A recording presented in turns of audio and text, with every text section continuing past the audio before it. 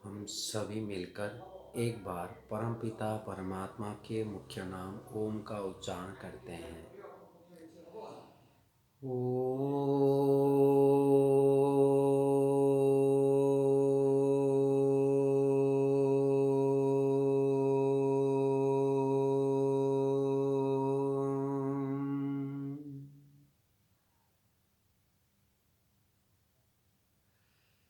वैदिक पाठशाला के श्रोतागण, आप सभी को सादर नमस्ते।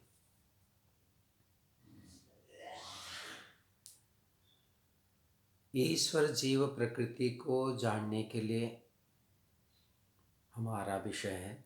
उसमें हम कुछ दिनों से ईश्वर के संबंधित विचार कर रहे हैं। ईश्वर के भक्ति अर्थात ईश्वर की स्तुति, प्रार्थना, उपासना संबंधित जानकारी संक्षेप में कुछ हम जाने हुए हैं। आज हम ये विचार करना चाहते हैं, ईश्वर के स्वरूप हमारे पास में होते हुए भी हम उनको अनुभव नहीं कर पाते हैं। ईश्वर हमारे पास में होने पर भी हम उनको दूर मानते हैं व अभाव मानते हैं। इसी कारण से क्षणिक सुख प्राप्त करने के लिए गलत कार्य को भी कर लेते हैं, जिसके कारण से हम दुख सागर से और पाप के भार को, बोझ को प्राप्त कर लेते हैं। तो आज हम ये विचार करना चाहते हैं, जो हमारा ईश्वर है वह अपना है, हमारे हित चाहने वाले हैं, हमारे पास में रहते हैं, चेतन तत्व है, सदा वर्तमान है, आनंद स्वरूप है, साधनों से परिपूर्ण है, सहयोग करने में तत्पर है, और हम कंगाल है, भिखारी है, फिर भी हम दूरी मानते हैं, उनसे सहायता नहीं ले पाते हैं। जैसे कि माता पिता के पास धन संपत्ति है, संपन्न है, संतान के प्रति सद्भावना भी है, विकास चाहते हैं, पुनरपि हम कोई कार्य करना चाहते हैं, अभाव पीड़ित है और माता पिता की सहायता प्राप्त नहीं कर पाते हैं। तो क्या कारण हो सकता है?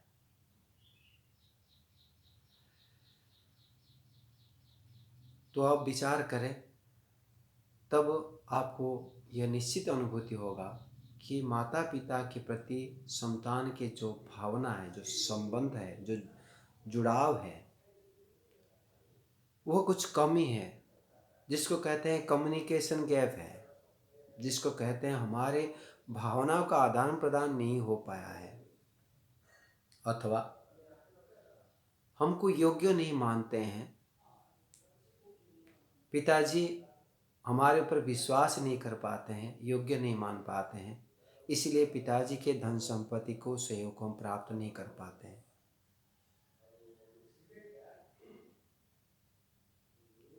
तो हमको करना क्या होगा?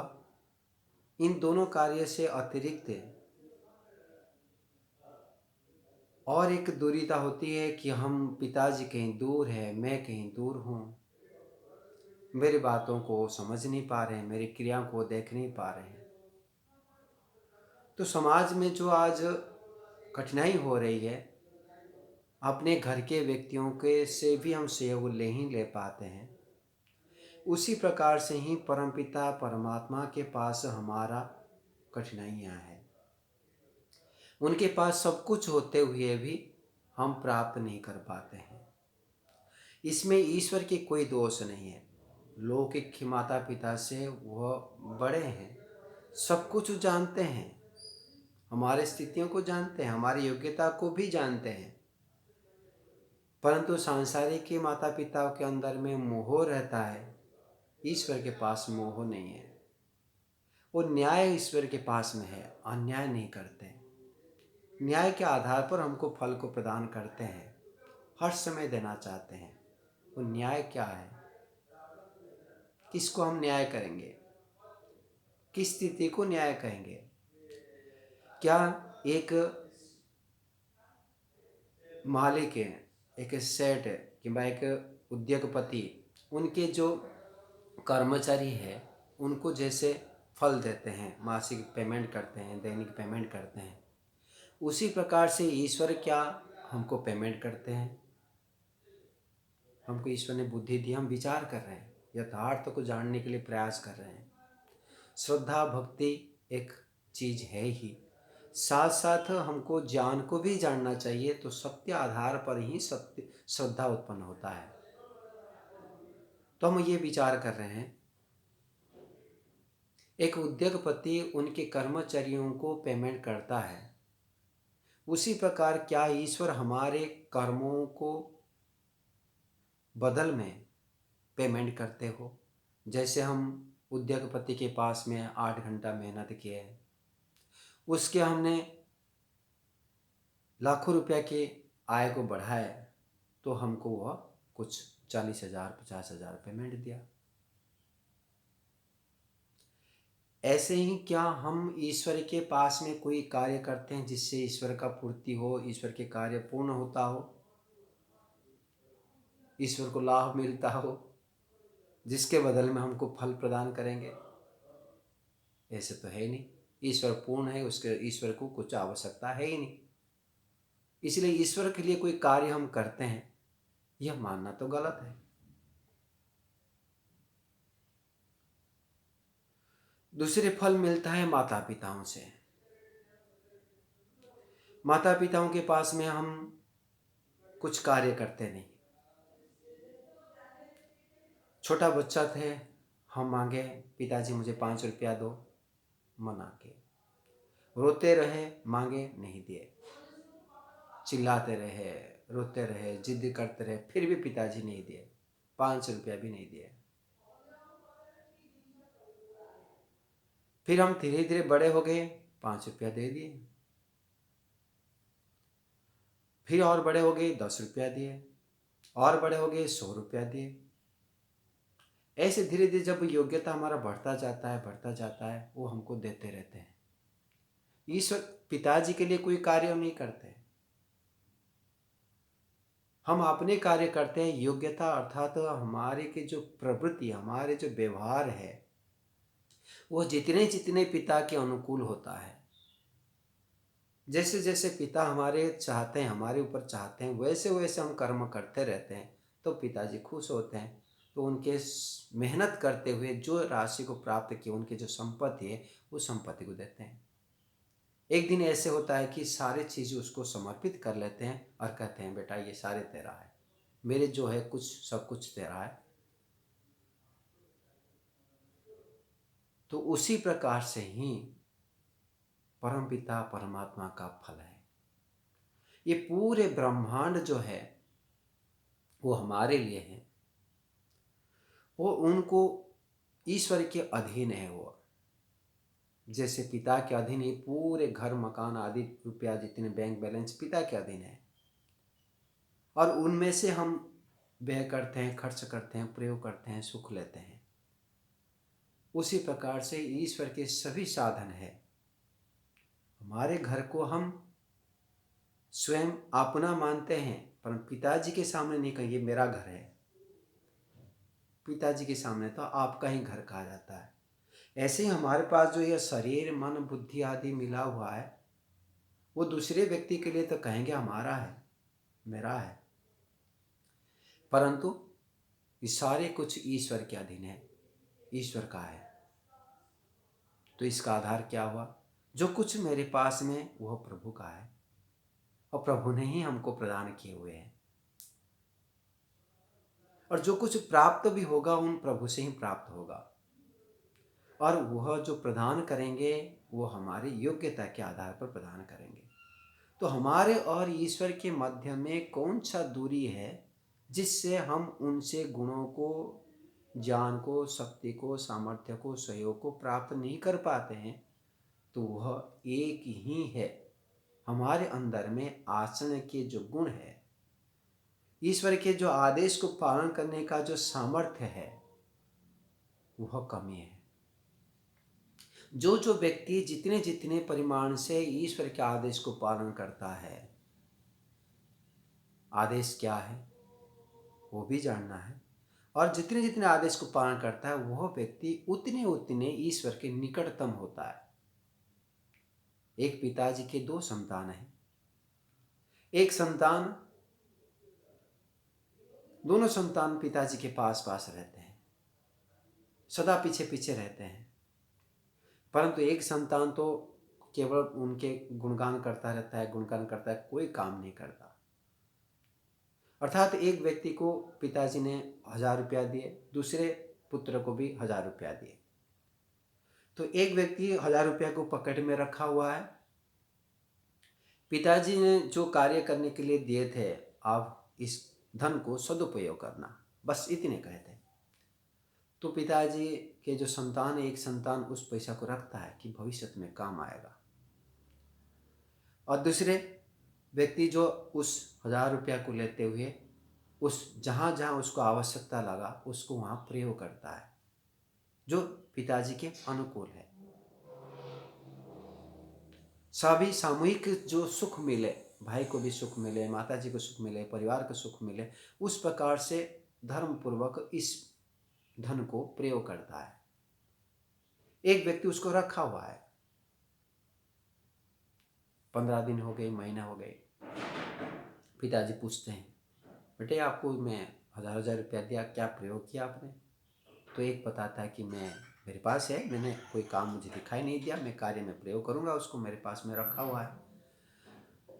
और दूसरे संतान कहता है कि मैं इस कार्य को इस प्रकार से प्रयोग किया हूँ। अभी सोचें, तो उन साधन को प्रयोग करने के विधि को और विचार को समझते हुए पिता अगले जो 100 रुपया की 200 रुपया देना चाहते हैं, किसको देंगे? पहला वाला संतान को नहीं देंगे, क्योंकि आप उस धन को सदुपयोग नहीं किए, समय पार हो चुका है। और एक व्यक्ति उसको समय के अनुसार सदुपयोग कर दिए हैं। जो पहला व्यक्ति सदुपयोग किया उसको पुनः धन दिया जाता है। ऐसे ही ईश्वर के आदेश को हमको जानना, पिताजी के विचार को हम जानते हुए जब हम कार्य को करते हैं, उसी प्रकार से ईश्वर के जो इच्छाएं हैं हमारे प्रति, उसको जानना, ईश्वर क्या चाहते हैं हमारे प्रति, ईश्वर का आदेश क्या है हमारे लिए। दो प्रकार के हैं, हमारे व्यवहार दो प्रकार के हो। एक, हम यहाँ संसार में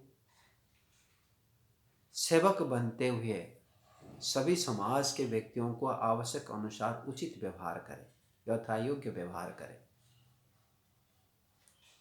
दूसरी तरफ ईश्वर के प्रति यथायोग्य व्यवहार करें, जो वस्तु जैसा है उसको उसी प्रकार से व्यवहार करें। ग्रहण करने योग्य वस्तु है ग्रहण करो, त्यागने वस्तु है त्याग करो। जितने चाहिए उतने ग्रहण करो, जितने त्याग करना चाहिए उतने त्याग करो। इसलिए हमको वस्तु का यथार्थ स्वरूप को जानना अत्यंत जरूरी है। तो ईश्वर सर्वोपरि है, उसको हम ध्यान करते हुए इनके गुणों को धारण करने के लिए प्रयास करना। संसार के वस्तुओं को यथार्थ रूप में जानते हुए उसको साधन रूप में ही ग्रहण करना, साध्य रूप में नहीं। वह ज्ञान हो, वह धन हो, वह बल हो, वह परिवार हो या धन, कुछ भी हो, संसार की वस्तु वह हमारे लिए आवश्यकता है, इतनी आवश्यकता है उतने ग्रहण करना। इसको कहते हैं ईश्वर के आदेश को पालन करना। किसी को किसी प्रकार से कष्ट ना हो,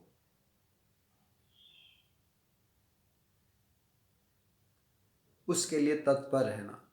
अर्थात आगे के पाठ हम पढ़ेंगे, यम नियम का आचरण करते रहना,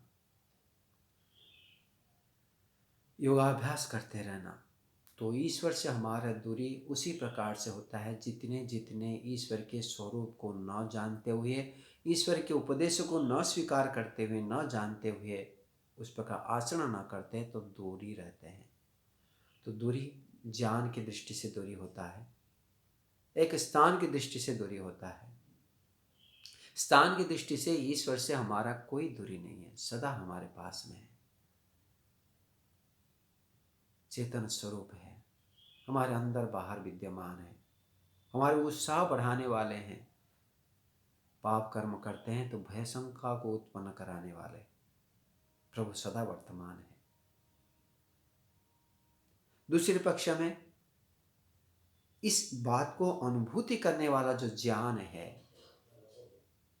पिताजी मेरे पास में है, पुलिस चौराहे में खड़ा है, फिर भी चौराहे में नहीं है मानना, ये जो ज्ञानगत की दृष्टि से हमारे जो दूरी है, उन ज्ञानात्मक जो दूरी है उसको दूर करना अनिवार्य है। उससे हम दूरी है एकमात्र।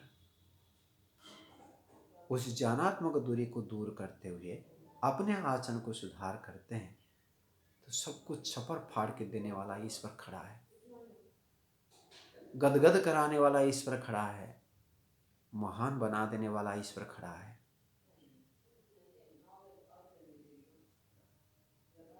अतः उस परमपिता परमात्मा से हम प्रार्थना करते हैं, याचना करते हैं, प्रभु हमारे अंदर ऐसे शक्ति सामर्थ्य प्रदान करें, हम आपके आदेश को पालन करते हुए आगे बढ़ सके, आप जैसे चाहते हैं वैसे हम बन सके, इस इच्छा को पूर्ण करें प्रभु। इतने कहते मेरी वाणी को विराम देता हूँ। इति ओम सर्वेभ्यो नमः।